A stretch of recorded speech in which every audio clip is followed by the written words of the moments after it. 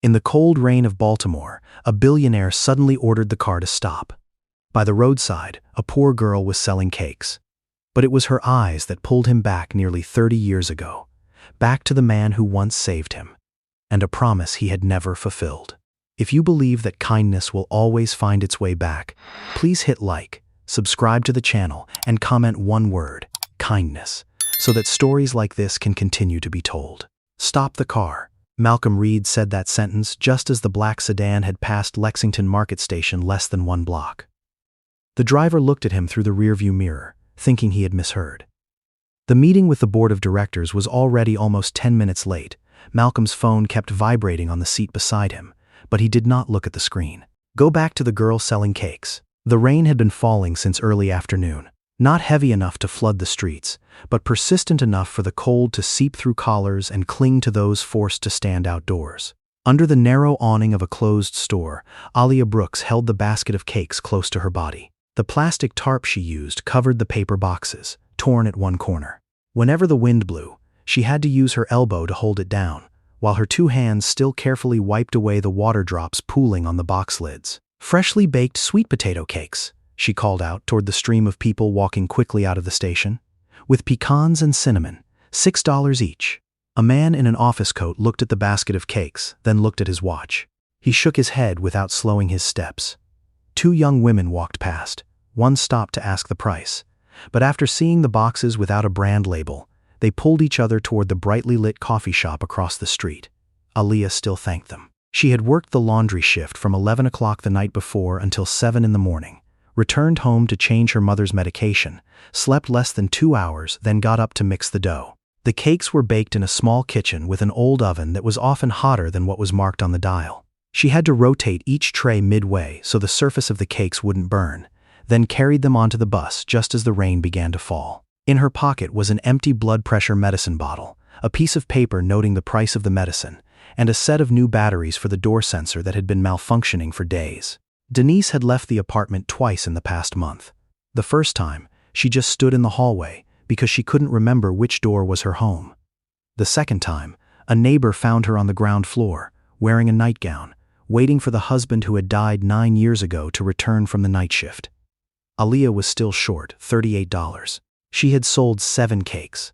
An elderly woman stopped, opened her wallet, then looked at the loose change inside. Aaliyah saw that hesitation and immediately took a box of cake to hand to her. $3 is fine too.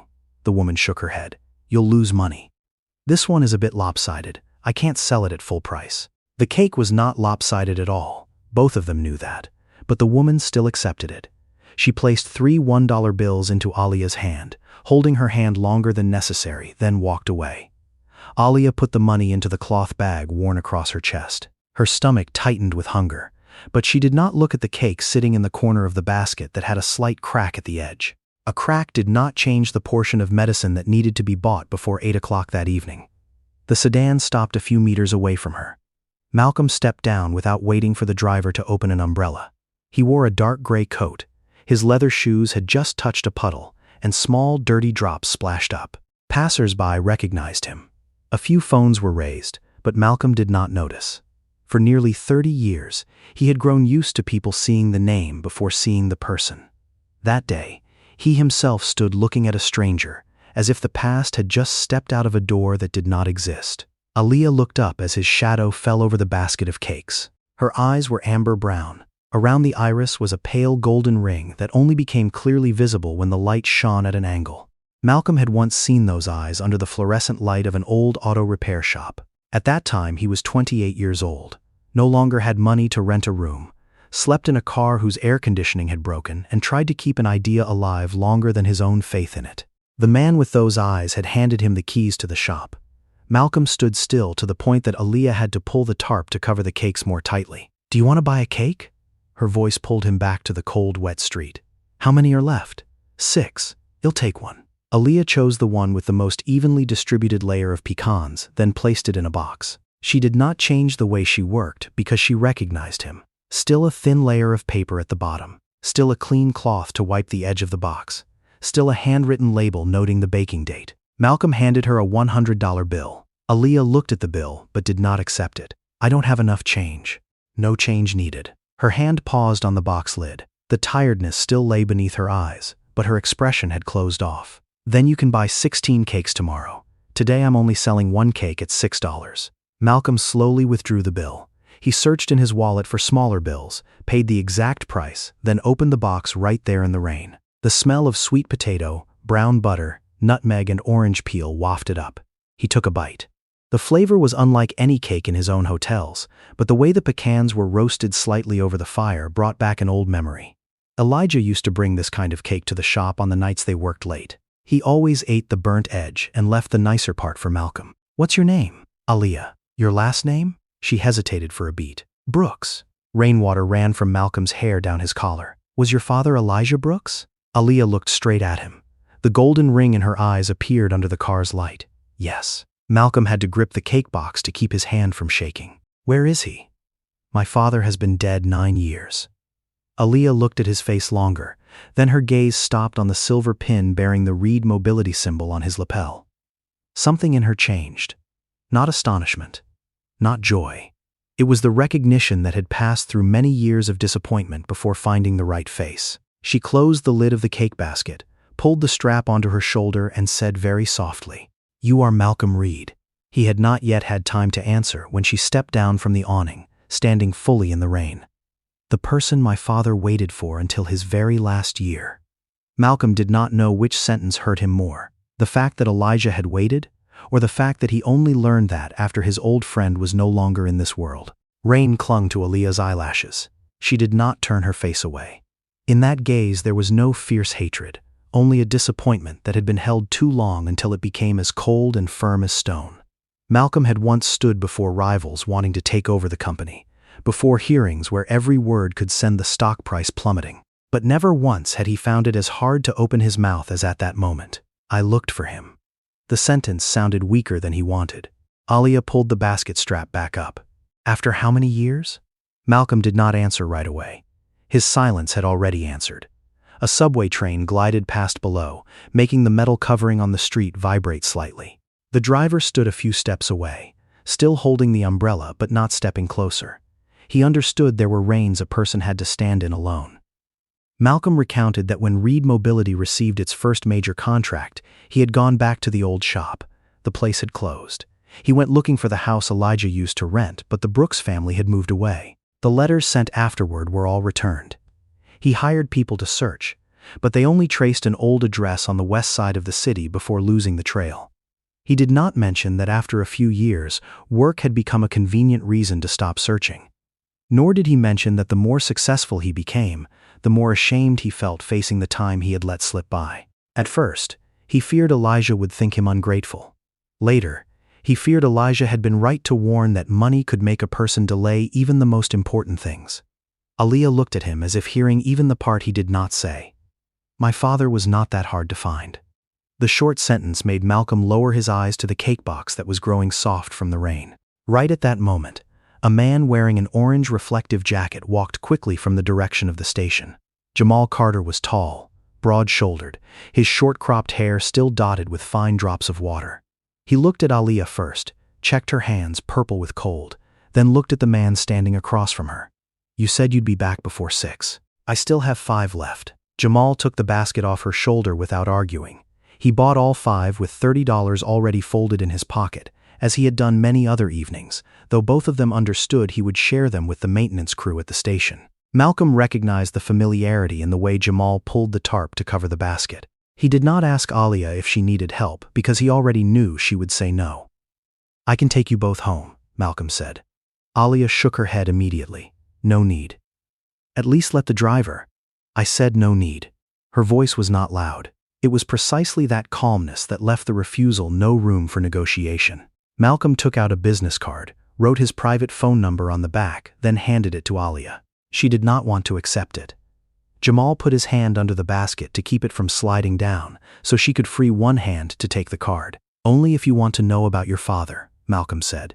"No other conditions." Aaliyah tucked the card into her coat pocket without looking at it. She and Jamal left under the small umbrella, his shoulder catching most of the rain. Malcolm stood watching them merge into the stream of people heading toward the bus stop. He did not return to the car until the color of Aaliyah's coat disappeared around the street corner.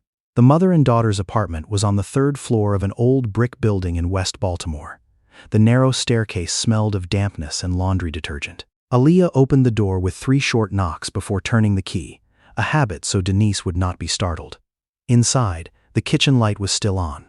A pot sitting on the stove had run out of water. Denise stood in front of the refrigerator, wearing Elijah's blue sweater and holding 2 plates. On the table were 3 sets of knives and forks. "What are you doing, Mom?" Denise turned around. For a few seconds, her face showed the panicked look of someone who had just been caught in the very place they lived. "Your father is about to come home." Aaliyah set down the basket, turned off the stove, and gently touched her mother's arm. She had learned that saying outright that Elijah had died sometimes only made Denise lose her husband a second time. Today Dad worked the late shift. Denise exhaled, as if that answer had put the world back in its place. She sat down, smoothed the tablecloth flat, and asked Aaliyah whether she had sold all the cakes yet. 5 minutes later, she asked the same question again. Jamal changed the batteries in the door sensor while Aaliyah arranged her mother's medicine. The device was old, its light flickering on and off, but it was still the best thing they could afford at the time. He placed a cup of hot tea beside Aaliyah's hand, then checked the window latch. As she took off her coat, the business card fell to the floor. Denise saw the name before she could pick it up. Her hand, which was holding a spoon, suddenly went still. Her eyes widened, but this time not out of confusion. Some memory had pierced through the fog that had covered her mind for many months. "Mal," she whispered. Aaliyah crouched down in front of her mother. "You know him?" Denise did not look at her daughter. She looked at the business card as if looking at a door that had been locked for too long. "After your father's funeral, his company sent an envelope. I returned it." "Why?" "Because I thought it was money." She raised a hand to her forehead, trying to hold onto an image slipping from her memory. "Your father didn't want Malcolm's money. He only wanted him to remember what he had promised." Aaliyah took the old photograph from the drawer. In the photo, Elijah stood beside a thin young man, his shirt stained with engine oil and eyes that had not yet learned to hide despair. Denise touched her fingertip to Malcolm's face. "Your father didn't just fix the machine for him," she said, then turned to look at Aaliyah with a rare clarity. "He saved a dream's life."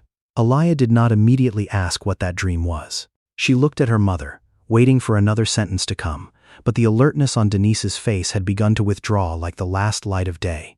She stroked the photo with her fingertip, then suddenly asked why Elijah had not come home for dinner yet. 10 seconds before, she had still remembered a secret that had lain still for nearly 30 years. 10 seconds later, she stood before the loss again as if it had never been foretold. Aaliyah put the photo back in the drawer. She took her mother into the bedroom, set the alarm clock beside the bed, and checked the window twice. On the nightstand was a piece of paper written in large letters. "Denise Brooks. This is your home. Aaliyah is in the next room. Everything is safe." Those pieces of paper appeared throughout the apartment. One note stuck to the faucet reminded her to turn it off after use. Another sat beside the electric kettle, instructing which blue button to press. On the front door was a photo of Aaliyah and Jamal's phone number. Denise had once torn it down because she thought her daughter was treating her like a child. The next day, she herself asked why the door had no reminder. When her mother had fallen asleep, Aaliyah sat on the kitchen floor, leaning her back against the cabinet. Jamal placed a bowl of reheated soup in front of her. He did not tell her she had to eat. He simply left the spoon lying across the mouth of the bowl, the way Elijah used to do when Aaliyah was young and sulking and skipping meals. "I'll call him," she said. Jamal sat down in the chair across from her. He did not show relief, nor did he warn her against it. He knew that decision was not trust given to Malcolm. It was only an effort to hold onto a piece of memory before Denise was no longer lucid enough to hand it over. The next morning, Aaliyah called the number written on the back of the business card. Malcolm answered on the first ring.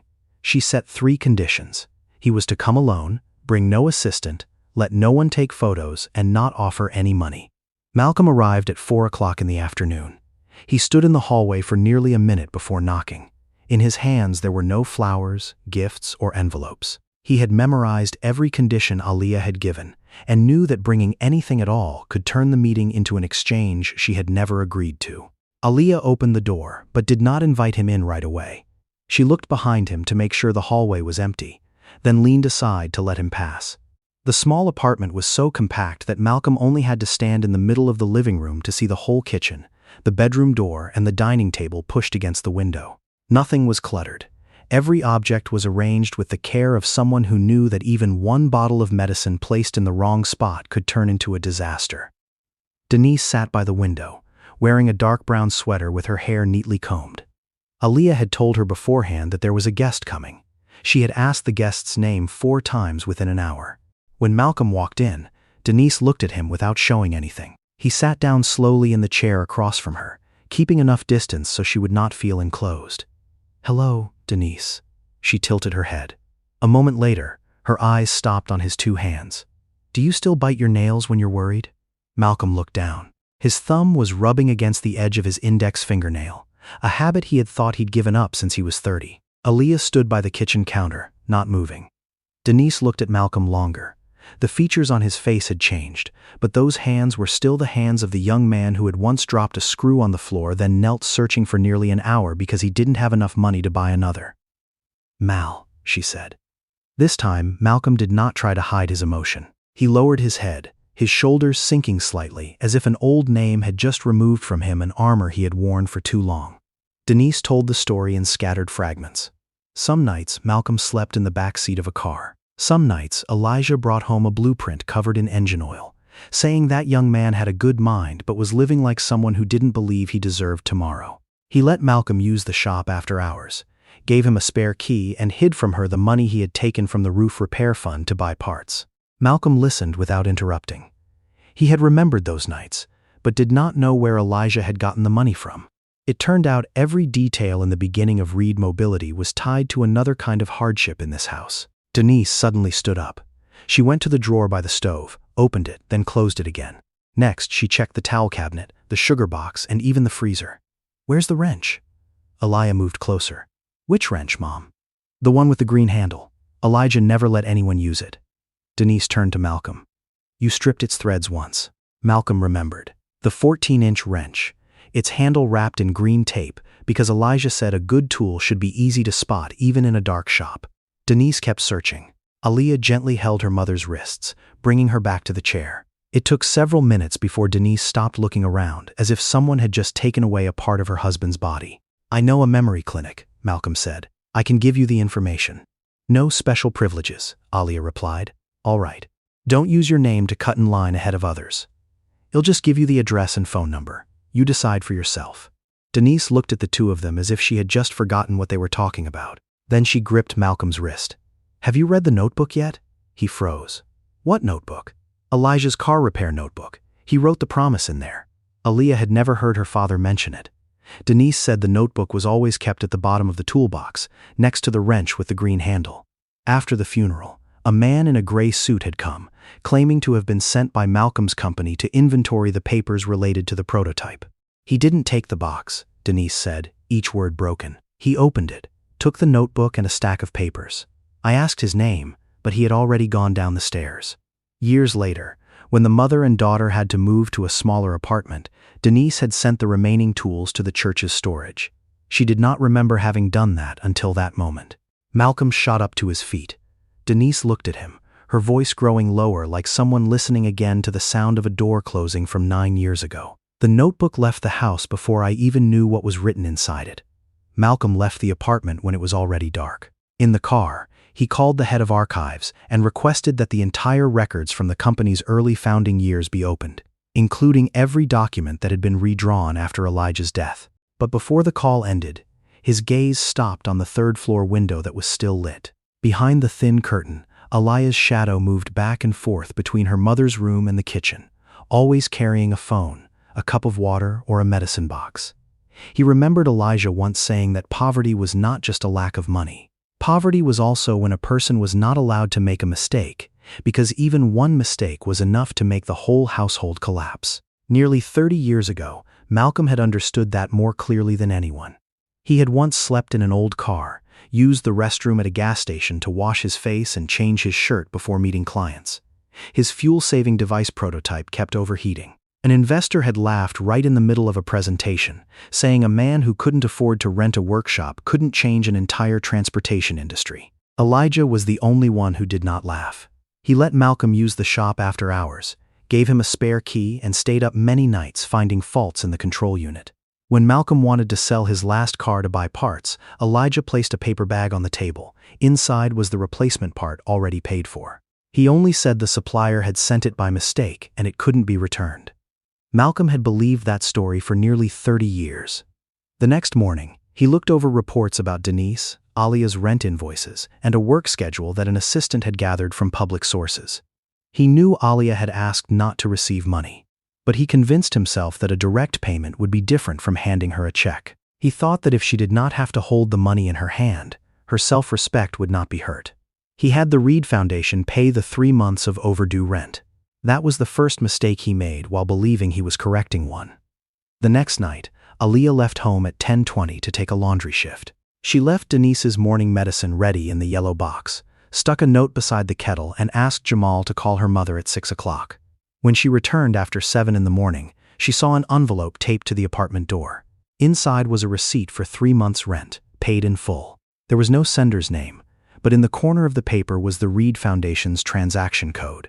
Aaliyah stood in the hallway for a very long time. She did not go inside right away. She called Malcolm.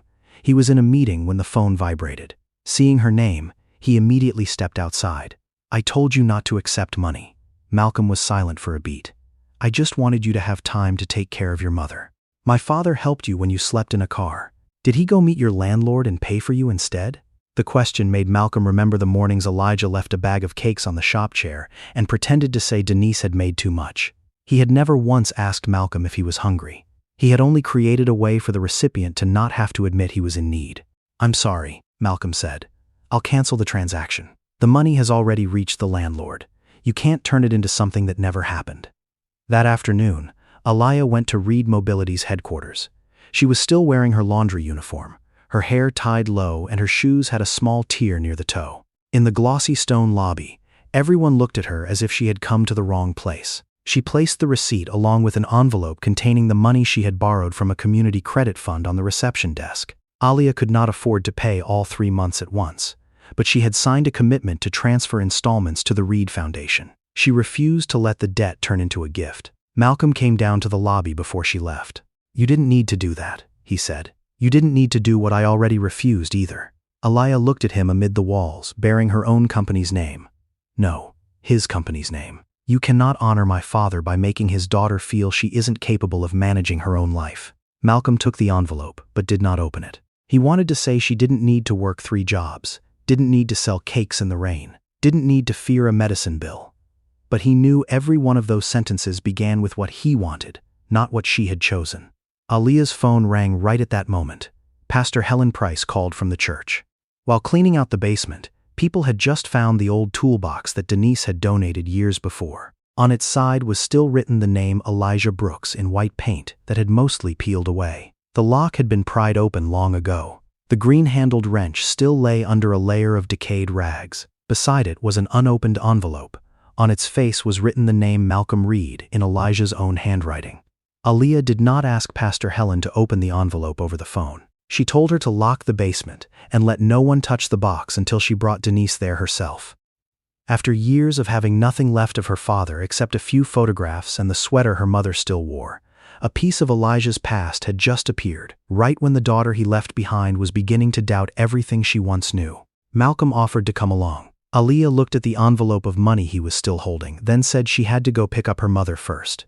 He understood that was a limit set for him, so he did not follow. He only asked her to call if she needed transportation, then stood in the lobby watching Aaliyah leave through the revolving door, carrying both wariness and a fragile chance for him to fix the way he appeared in her life. That afternoon, Denise was more lucid than usual. She dressed herself, folded the tablecloth, and sat waiting for her daughter with her bag placed neatly by her feet. When Aaliyah said they were going to the church to get Elijah's things, Denise did not ask where her husband was. She only reminded her daughter to bring a thick coat because the church basement was always cold. Jamal arrived before 6. He checked the door sensor, replaced a loose contact piece, and tested opening and closing it several times. The device rang normally. He also placed a container of food in the refrigerator for the mother and daughter to use when they returned. Denise teased that he took care of the house even more carefully than a husband would, making Aaliyah bend down to retie her shoelace to hide her smile. She left the living room for less than 5 minutes to go downstairs and meet the landlord.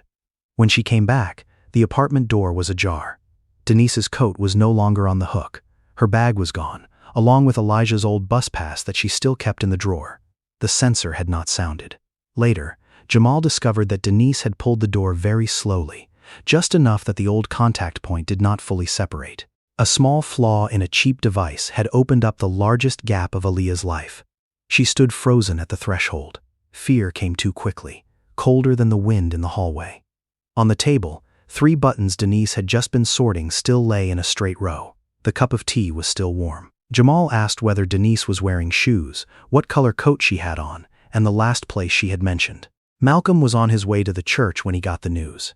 He had the driver turn the car around, while also asking the traffic operations department to check public cameras near the bus station. No one posted an announcement online. No one mentioned Aaliyah's name or Denise's condition. For nearly 2 hours, they searched through the streets Denise used to live on, the school where she had worked in the kitchen, and the old pharmacy that had closed down. Jamal checked every bus shelter. Aaliyah called her mother's number again and again, even though Denise's phone still sat on the kitchen table. Every ring in the empty apartment gave her the feeling she had not completely lost the trail. Pastor Helen was the one who connected the scattered pieces. The small camera at the church's side door recorded Denise walking in while a volunteer was carrying a box of food down to the basement. She walked straight to the old shelf, recognized her husband's toolbox, and carried it away with her.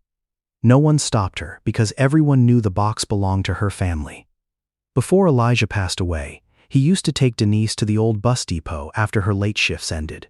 Recently, in her confused days, Denise had repeatedly said Elijah was waiting at the green door. The shop sat behind an iron fence on Monroe Street, abandoned for many years, but its main door had once been painted deep green. They found her sitting on the concrete steps in front of the shop's door. Denise held the toolbox against her chest. Wind slipped through the fence, making the thin fabric of her coat tremble. In that flickering memory, the road between the church and the shop was perhaps still the path Elijah had walked every week. Aaliyah ran over, but stopped before touching her mother. Denise was looking at the faded green door with the patience of someone who believed that if she just sat a little longer, the person she loved would appear. "Your father is taking too long," she said. "Dinner will get cold." Aaliyah knelt down, pulling the coat to cover her mother's knees. She did not say Elijah had died. She only said the shop was closed today and they should bring the tools home before it got colder. Malcolm arrived last. When Denise saw him, the confusion on her face eased. She placed the box between the two of them, then told Malcolm to open it, as if nearly 30 years had never passed. Inside was the green-handled wrench, a few yellowed drawings, and a photo of Elijah standing beside a thin Malcolm in front of the first prototype. Under the layer of rags was the envelope bearing his name. Malcolm broke the seal with slightly trembling hands. The letter began in Elijah's familiar slanted handwriting, telling of the nights in the shop and a promise Malcolm had thought he'd forgotten. But by the middle of the second page, the writing stopped. The paper below had been torn away along an uneven line, leaving only the last 6 words. "If one day you have power." The remaining words were no longer there. Malcolm turned the paper over, held it close to his phone light, then looked into the bottom of the envelope, as if the torn part might have folded into some corner. Only a few strands of paper fiber clung around the torn edge. The tear began from the right margin, pulling diagonally downward with a hasty force. It did not look like paper decayed by time. Someone had held the remaining part in their hand and yanked it away from the letter. Aaliyah did not ask who that person was. Denise was shivering. The cold had seeped through her coat and her thin stockings. Aaliyah wrapped an extra scarf around her mother's legs, while Jamal carried the toolbox. Malcolm folded the remaining part of the letter along its old crease, then handed it to Aaliyah. The letter had been written to him, but it had lain among Elijah's belongings for nearly 30 years. He no longer wanted to decide for himself what belonged to the Brooks family. The next morning, the memory clinic called back because a patient on the waiting list had canceled an appointment. Aaliyah had registered the day before through the regular process. Malcolm had not called anyone, had not used his name, and did not even know about the appointment until Jamal texted to say Denise had been admitted. Dr. Renee Whitfield did not immediately call those symptoms Alzheimer's. She asked about blood pressure, sleep, current medications, when Denise had begun forgetting directions, and the changes that had appeared after Elijah's death. The memory tests were only a first step. Denise still needed blood tests, brain imaging, and an assessment of daily functioning before the doctor could distinguish between cognitive decline, prolonged depression and a progressing form of dementia. While Denise was taken to the room next door, Aaliyah sat up straight in her chair, holding the folder of documents against her chest. She recounted everything in the voice of someone reporting on a shift. When her mother took her medicine, how many times she had left the house, how the stove had been left unattended. She did not mention that she herself slept 3 or 4 hours a day. Did not mention meals replaced by leftover cake edges. Did not mention that her last visit to nursing school had been more than a year ago. It was only when she stood up that Aaliyah stumbled. Dr. Renee held her shoulder, asked her to sit back down, then brought her water. When Aaliyah said she was fine, the doctor only asked what she had eaten since morning. The silence lasted long enough for the answer to become clear on its own. "I can't be tired," Aaliyah said.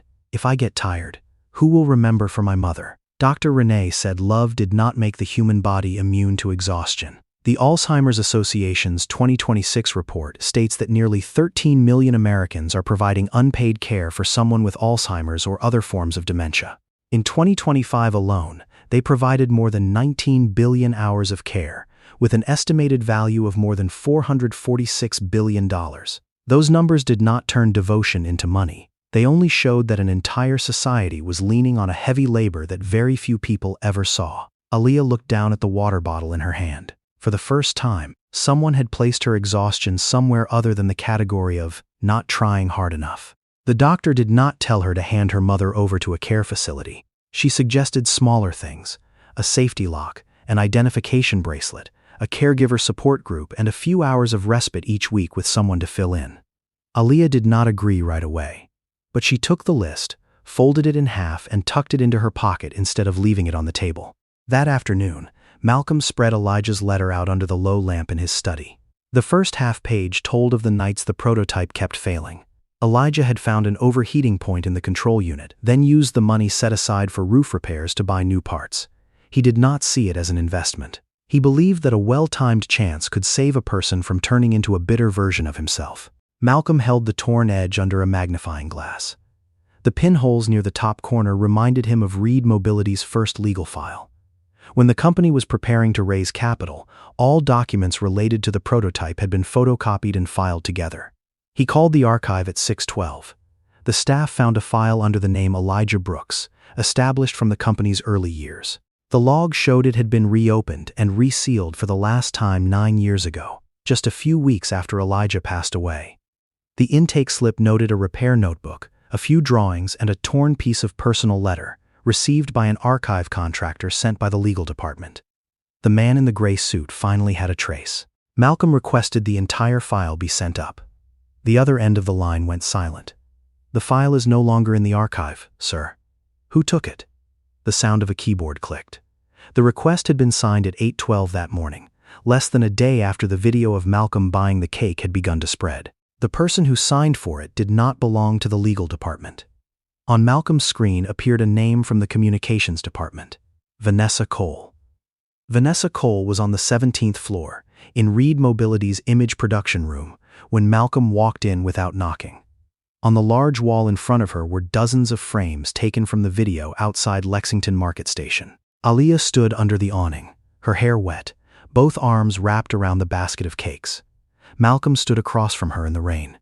In another frame, he was receiving the paper box with both hands, his face showing clear emotion that the communications department had never captured in any campaign before. Below the screen was a large line of text: "From the sidewalk to hope." Vanessa explained that the video was spreading faster than any content the company had ever paid to advertise that year. People did not care about electric buses or emissions reports. They cared about a billionaire going back to find the family of the man who had once helped him. The board of directors was under pressure after a recent round of layoffs. A story about gratitude could change the way the public saw Reed Mobility. In the way Vanessa spoke, every pain had been placed into a fitting box. Elijah was the quiet hero. Malcolm was the successful man who had not forgotten his roots. Aaliyah was the poor but dignified girl. Denise was the sick mother who needed to be saved. None of them remained a complex human being anymore. They had become the perfect pieces of a campaign. "Have you asked Aaliyah?" Malcolm said. Vanessa looked at him as if that question stood outside the real matter. "We're talking about helping her." She didn't agree. "She will agree once she understands the scale of the support." Malcolm opened the folder on the table. Among the copies of contracts, technical diagrams, and inventory records was the bottom half of the letter. The edge of the paper matched the tier line he had seen under the magnifying glass. He pulled it toward himself. On the remaining first line, Elijah had written, "If one day you have power, don't use it to decide what's good for someone else before asking what they want to keep." Malcolm read that sentence twice. Then he looked at the screen where Aaliyah's face was being placed beside the Reed Mobility logo. "Take it all down." Vanessa exhaled softly. "You're reacting emotionally. Take it down now." But the campaign had already been auto-scheduled by her team the night before. While Malcolm still stood in the room, the first images had already appeared on social media, digital billboards, and local news sites. Aaliyah found out when a coworker held a phone up in front of her in the laundry room. On the screen was an image of her standing in the rain, made brighter, thinner, and lonelier than reality. The caption told how Malcolm Reed had discovered a young woman sacrificing her future to care for her sick mother, then decided to change their lives. No line said Aaliyah had refused the money. No line said she had asked that Denise's condition be kept private. No line said Malcolm had only met her a few days ago. Within an hour, people who had worked beside her for months began to look at her differently. One asked if she still needed the night shift. Another laughed and said from now on she'd be selling cakes in a 5-star hotel. The manager called her into the office, reminding her that if the media came to the workplace, they needed advance notice. When Aaliyah got back to the neighborhood, 2 strangers were standing in front of the building. One held a phone. The other asked whether Denise really didn't recognize her own daughter. Aaliyah walked past them, but they followed her all the way to the door. On the 3rd floor, Denise was sitting out in the hallway. She was wearing her nightgown, no slippers on her feet, holding the photo of Elijah against her chest. Phone light from the bottom of the stairwell swept up at her face. Someone was filming, calling out her name to see if she would react. Jamal ran over from the end of the hallway, took off his jacket to wrap around Denise's shoulders, then used his own body to block the camera. He did not grab the phone, did not shove anyone. He just stood there, close enough that the others understood they would get no more footage. Aaliyah knelt down in front of her mother. Denise looked at her with a startled gaze. "Who are you?" Aaliyah had heard that question before, but never before under the light of phones waiting for her pain. She brought her mother inside, locked the door, then drew the curtains. The phone kept vibrating on the table. The landlord left a message asking when she would pay the remaining balance, since the Billionaire's people must have already handled everything. A news site offered to pay for an exclusive interview. Someone messaged saying she was ungrateful if she refused the opportunity Malcolm had given her. Malcolm's call came after that. He said the campaign had not been approved by him. He had ordered it taken down and would publicly take responsibility. Aaliyah looked at Denise, asleep on the chair, one hand still clutching the photo of her husband. "You paid my rent yourself, even after I said no," she said. "You don't know who took my father's things. Now you're telling me you didn't know they used my face to advertise?" Malcolm could not find any word right enough. "My father helped you when you had nothing left. He didn't take a photo of you in that old car. Didn't tell anyone you'd gone hungry. Didn't turn your weakest moment into proof of his own kindness." The call went silent. "You just did the very thing my father feared most," Aaliyah said. "You turned his kindness into an asset of Reed Mobility." After she hung up, Malcolm lowered his eyes to the bottom half of the letter. Right beneath the warning about power, Elijah had written, "Because the day you believe you have the right to save someone without listening to them is also the day you begin to become part of what has hurt them." Malcolm sat with those words until nearly dawn. The office had all its lights turned off. Only the light from the desk lamp fell over the bottom half of the letter and the silver pin he had removed from his jacket. In 3 decades of running Reed Mobility, he had signed decisions that changed the lives of thousands of employees, while rarely seeing each face behind the numbers. He had always believed a leader's responsibility was to act quickly. Elijah reminded him that there were times when acting before listening was only another form of power. At 6 in the morning, Malcolm ordered the communications department to remove all images of Aaliyah from the company's platforms. The scheduled digital billboards were canceled. News outlets received notice that Reed Mobility did not permit any further use of information about Denise. Vanessa was suspended from approval authority pending an internal investigation, but Malcolm did not push all the responsibility onto her. He himself had built a company where subordinates believed any moving story could be used as long as it protected the brand. At noon, he appeared before the press alone. No Aaliyah beside him, no image of Denise on the screen, and no music chosen to make the apology more emotional. Malcolm said a family's images had been used without consent. He took responsibility as the company's head and asked everyone to stop going to their home. He did not mention how many jobs Aaliyah worked, did not bring up Denise's illness, and did not reveal how Elijah had once helped him. Aaliyah watched the statement on the phone placed beside the industrial washing machine. She listened to all of it, then turned off the screen. An apology could not erase the image of her mother sitting in the hallway under a stranger's phone light. But Malcolm had not used their pain any further to prove he knew how to feel remorse. 3 weeks later, an envelope from the hospital arrived at the apartment. Inside was a notice that insurance was temporarily denying part of the cost of a neurological evaluation because the file needed an additional referral letter and diagnosis code. If the appeal failed, the family would have to pay the remaining balance themselves. That amount was larger than what Aaliyah earned in nearly 2 months, not counting rent, medicine, and food. She took out the small notebook she still used to divide expenses by week. Cake sales sat in one column, laundry wages in another. Church cleaning shifts were written in pencil because not every week had them. After subtracting all mandatory expenses, what remained wasn't enough to cover even a quarter of the bill. Aaliyah looked at the line for next semester's tuition, then placed her pen tip on it. She had crossed it out once the year before and had promised that would be the last time. Jamal found her sitting at the kitchen table close to midnight. Denise had fallen asleep, a towel rolled up under the doorknob so Aaliyah could hear if her mother opened the door. Jamal did not tell her to call Malcolm. He gathered the bills by date, found the number for the hospital's financial counseling office, then booked an appointment for the next morning. The counselor was a middle-aged woman, used to the way patients lowered their voices when talking about money. She explained that an unpaid medical bill did not prove someone was lazy or irresponsible. According to KFF's updated figures, when counted under a broad definition that includes healthcare costs put on credit cards or borrowed from relatives, 62% of uninsured adults under 65 said they carried healthcare debt, compared with 44% among those with insurance. Even insurance did not fully protect a family from deductibles, out-of-network costs, or denied procedures. She helped Aaliyah file the appeal, apply for a payment plan if needed, and check into assistance programs for low-income caregivers. None of it disappeared instantly. But for the first time, Aaliyah saw that the path between the bill and dropping out of school was not just one single road. When she got home, Pastor Helen was waiting in front of the apartment door. She carried a brown envelope with no Read Mobility logo on it. Malcolm had sent her the remaining half of the letter, along with a note that held only 2 sentences. Aaliyah has the right to decide whether to read it or not. I will not come unless she invites me.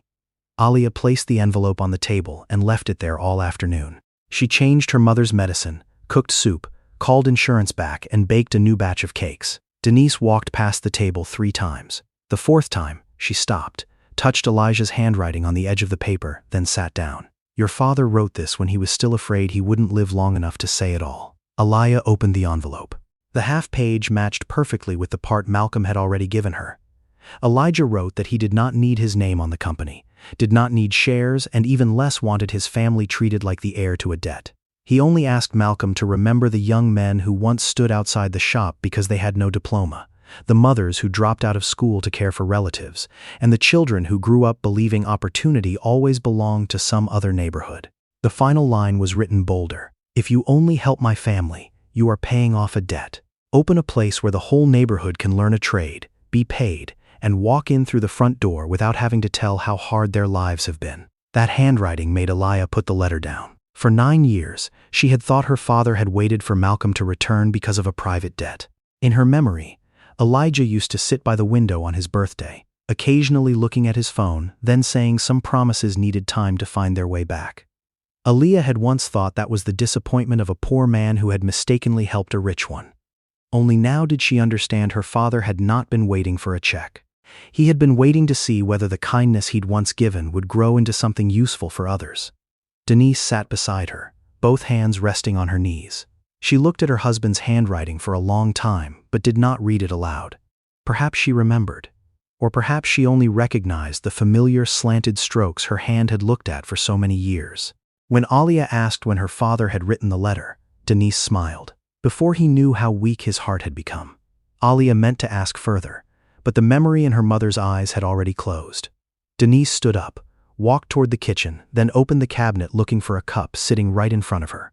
Aaliyah did not stop her. She folded the 2 halves of the letter, placed them together in the envelope, and called Pastor Helen. Malcolm came to the church the next morning. He brought no lawyer, no communications staff, no plan printed on glossy paper. He only brought the old leather briefcase he had used in the company's early founding years. Inside were Elijah's drawings, a notebook recording prototype costs, and a proposal to establish the Aaliyah Brooks Fund, with enough capital to open a vocational training center, a community kitchen, and a caregiver support program. Aaliyah read every page in the small room behind the chapel. Malcolm did not speak while she looked over the projected salaries, equipment ownership, and the names designated for the management board. He had learned that silence was sometimes a form of respect that required more discipline than any explanation. In the proposal, Aaliyah's name appeared at the position of program director. She closed the folder. "I won't accept this position." Malcolm was not surprised, but disappointment still showed in the way he set both hands on the table.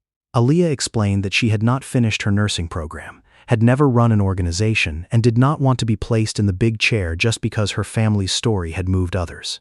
A title unmatched by real ability would turn her into exactly what Vanessa had once wanted to create, a beautiful face for a program controlled by someone else. She was not refusing to take part. She agreed to help build it, to listen to the families in the neighborhood, and to learn how to run it from a fitting position. But power could not be handed over as a gift just so Malcolm could feel he had made things right. Aaliyah set 3 conditions. The management board had to include people living in the neighborhood, caregivers of relatives, a church representative, and workers who actually used the program. Trainees had to be paid from day one, not made to work for free to prove their gratitude. No photo, medical record, or private story could be used unless the person involved had agreed in writing. Malcolm accepted every condition without changing a single word. The problem arose 3 days later, in a special meeting of Reed Mobility's board. The members did not object to establishing the center. They objected to the company putting up money without retaining control. One argued the community had no experience managing a large amount of capital. Another said every investment needed to generate brand value. They proposed putting the Reed Mobility name on the facade, giving the company the right to select the director, and turning the program into part of a long-term image strategy. Malcolm sat at the head of the table, listening to words like responsibility, efficiency, and risk being used to mask something simpler. They wanted the right to decide to belong to whoever put up the money. The board also warned that Elijah's name, the old drawings, and the prototype history were all tied to Reed Mobility's intellectual property. If Malcolm continued to hold the chairman position, they demanded the program fall under the company's authority to avoid conflicts of interest and brand disputes. If he wanted to honor Aaliyah's conditions exactly, he would have to use his own personal assets, step down from executive authority, and carry with him none of Reed Mobility's symbols. Legally, Malcolm could fight this. But he understood that a program built to return control to the community could not begin with a battle to keep power for himself. That evening, he went to the Brooks apartment but did not step inside. He stood in the hallway while Aaliyah helped Denise fasten the buttons of her sweater again. Denise saw him through the half-open door and unexpectedly called out his name correctly. She remembered an evening long before, when Elijah came home with hands burned by oil and told her Malcolm was about to get his first contract. She remembered her husband had been as happy as if he himself had been saved. "Elijah once said you could become a rich man," she said, "but he feared that one day the room around you would grow so large you would no longer hear the person standing outside the door." The next morning, Malcolm walked into the boardroom before everyone else. He placed Elijah's letter on his left, Reed Mobility's silver pin on his right, then took out of his briefcase a sheet of paper with only his signature at the bottom. When the last member had just sat down, Malcolm pushed the paper to the middle of the table. It was his resignation from the position of executive chairman, effective the moment the board chose to keep control over the gift Elijah had never asked them to own. The board did not immediately look at Elijah's letter. They looked at the resignation paper. For many years, Malcolm had become a face inseparable from Reed Mobility. He understood the investors, knew every major transport route, and could recognize an unusual sound in an engine after just a few seconds of listening. The people sitting around the table believed he would argue, concede, or find a way to keep both his position and his promise. No one thought he would be willing to walk out of the room that had given him everything. Malcolm made no threats. He simply said the fund would be established using personal assets, management authority would belong to the community board, and the Reed Mobility name would not appear on the facade. If the company saw that as a conflict with his position, the paper in front of them had already settled the matter. The meeting stretched on for 2 more hours. When Malcolm left the building, the silver pin remained on the table. He carried with him Elijah's letter and the old leather briefcase. No car procession waited in the lobby. He opened the door himself, stepped out onto the street, then stood amid the noise of the city he had once observed through tinted glass. Aaliyah learned the news from Pastor Helen, but did not call him. Malcolm leaving his position did not automatically make every wound disappear, nor did it entitle him to be thanked. She continued working the night shift, taking Denise to follow-up appointments and baking cakes on afternoons she still had the strength for. The only difference was that every Thursday evening, she went to the church to sit with the group setting up the Aaliyah Brooks Center. They did not begin with paint colors or a signboard.